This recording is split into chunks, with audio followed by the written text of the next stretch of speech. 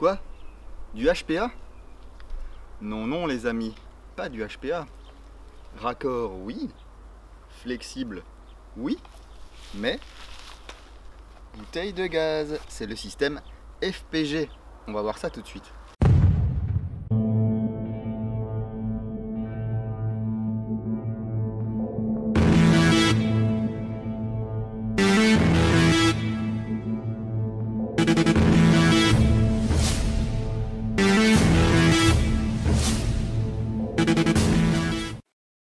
Donc le voici, le petit kit FPG, hein, un flexible à gaz pour GBB et GBBR, vendu par Airsoft Gun. Merci beaucoup à Nicolas de m'avoir envoyé un exemplaire pour que je puisse découvrir ce système et puis vous le faire découvrir ou redécouvrir. C'est pas très cher, ça coûte 25,99 € et on va voir en quoi ça consiste.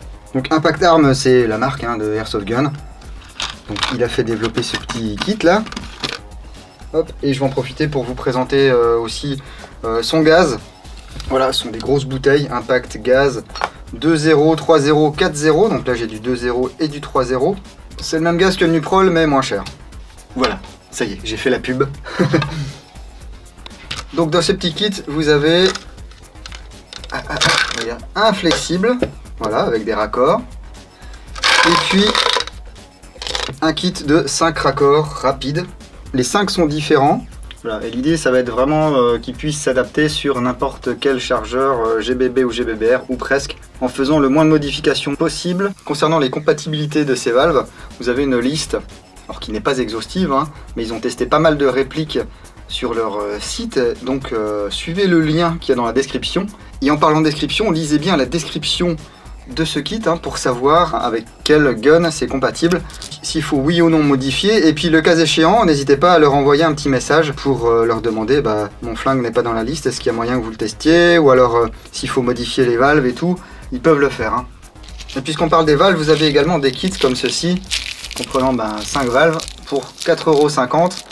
Alors je regrette un petit peu moi qu'on trouve pas des kits avec par exemple 3 ou 4 valves de la même nature, parce que imaginons j'ai je sais pas moi un MEP9 Tokyo Marui par exemple, j'ai envie de le monter avec ce système FPG, et bien je vais devoir m'acheter, si j'ai 3 chargeurs, 3 kits de valves comme ceci, donc 13,50 € de valves, alors que si j'avais mon petit paquet de 3 valves ou 4 valves Tokyo Marui pour 4 €, 4,50 €, et bien ça aurait été vachement mieux quoi, hein. Parce que là ça fait du déchet, il y a des valves, je vais pas m'en servir, donc peut-être une petite idée à creuser là du côté de Airsoft Gun. Et donc l'autre partie du système c'est ce flexible là. Alors certains joueurs regrettent qu'il soit torsadé et qu'il soit pas droit, comme la plupart des flexibles HPA par exemple. C'est un flexible solide hein, en plastique, enfin c'est pas vraiment du plastique mais c'est une matière polymère. D'un côté vous avez un embout qui va venir se visser sur votre bouteille de gaz, et de l'autre côté un embout rapide qui va venir se brancher sur votre valve. Voilà, comme ceci.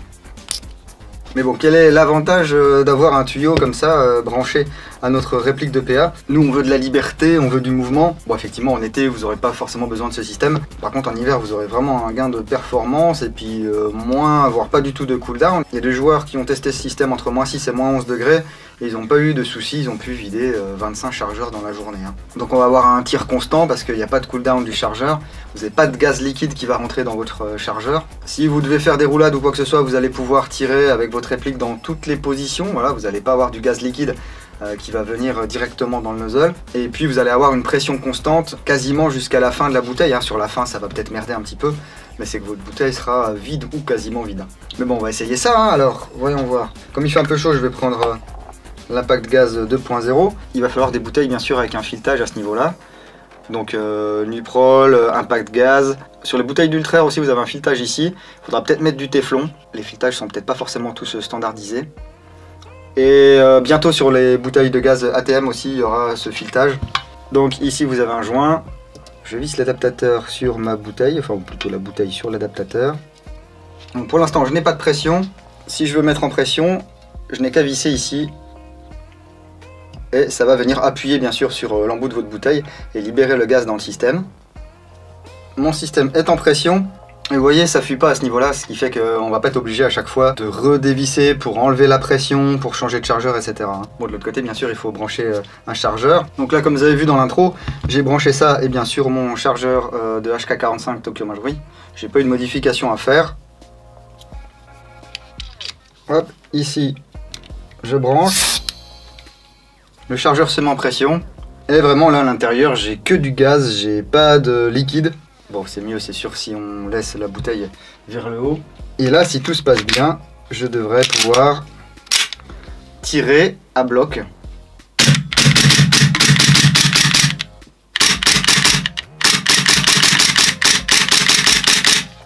Bon, je peux tirer dans toutes les positions. Voilà. Et quand je retire mon chargeur ici, eh bien, il n'est pas froid, il reste à peu près à température ambiante. Ce qui fait qu'on va éviter le givre ici de la valve de percussion et donc ce phénomène de dégazage qui fait qu'on va avoir tout un jet du reste de notre chargeur là qui va partir dans la nature et qui va tout geler dans notre réplique. Après, il ne faut pas que ça dérange d'avoir un flexible ici. En fin de journée ou quoi, ou en zone neutre, ici je redévisse et puis je peux enlever mon chargeur, voilà. Voilà, moi j'aime bien utiliser une valve comme ça pour enlever toute la pression du flexible. Ça évite que quand vous dévissez ici, déjà ça ajoute une petite contrainte et puis vous avez du gaz qui va s'échapper. Je sais qu'il y a beaucoup de joueurs qui utilisent du gaz Ultrair. Et ben, on peut voir ici un filetage sur les bouteilles de gaz Ultrair. Le diamètre est un petit peu plus petit par rapport aux bouteilles Impact Gaz ou Nuprol. Donc bah, on va utiliser du téflon. Ensuite on va venir visser comme tout à l'heure.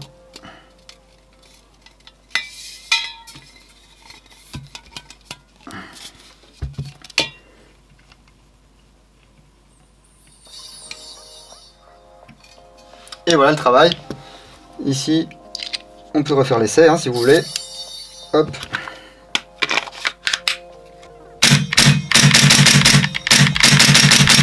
Si vous avez besoin de changer de chargeur, hop. Vous reprenez un chargeur. Vous le remettez dans la réplique. Et voilà, ça prend, allez, 3 secondes. Je vous propose de changer de pièce, de passer au chronie et de voir si sur un chargeur complet de HK45 comme ça avec une bouteille, on obtient un grand écart de vélocité ou pas.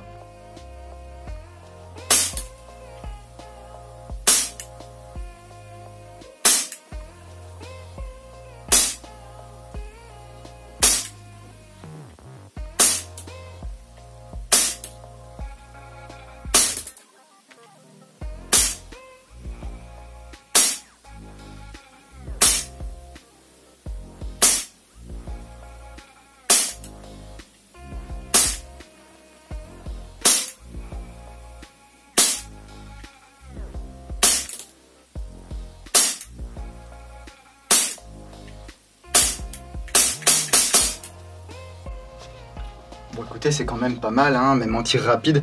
Là il fait 30 degrés, donc ça mériterait de prendre un gaz peut-être un petit peu moins péchu que l'Impact 2.0. Mais ça passe. Hop.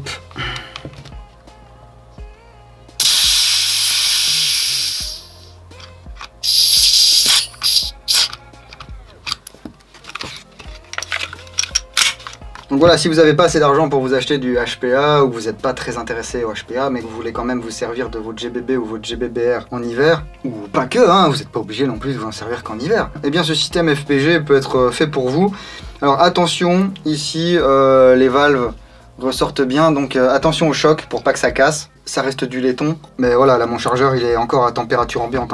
Je suis assez bluffé, je connaissais pas du tout le système et je suis vraiment pas fan de tout ce genre de flexible et tout machin. Mais j'avoue, bon là, effectivement c'est peut-être pas forcément la saison pour tester ce système. On est au mois de juillet, il fait 30 degrés. Je pense que je referai une vidéo et que j'irai en jeu cet hiver avec ce système et avec mes répliques à gaz pour voir si effectivement ça fonctionne bien. À vous de peser le pour et le contre, voilà. Est-ce que vous êtes prêt à sacrifier peut-être un petit peu de mobilité ou quoi pour avoir plus de régularité et plus de fiabilité et pas du tout de dégazage du coup? Ou est-ce que pour vous c'est vraiment un gros non et vous préférez continuer à charger vos chargeurs comme ça avec du gaz liquéfié? Je tiens à préciser, attention, si vous êtes utilisateur de répliques avec une glissière en plastique, type Tokyo Marui par exemple, ou KSC Japon, n'utilisez pas des gaz type 2 ou 3 là, avec ce genre de réplique, hein, parce que vous allez tout péter. Hein. Donc moi j'attendrai qu'on ait du gaz à 110 PSI à peu près, avec un filetage pour utiliser ça avec mes répliques Tokyo Marui.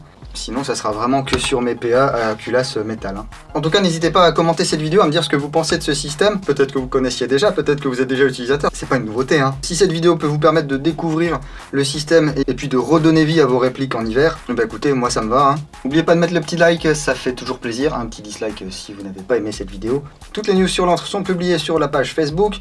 Vous avez les photos sur Instagram et puis le site www.l'entredudingo.com pour les revues écrites, les bonus, les goodies et tutti quanti.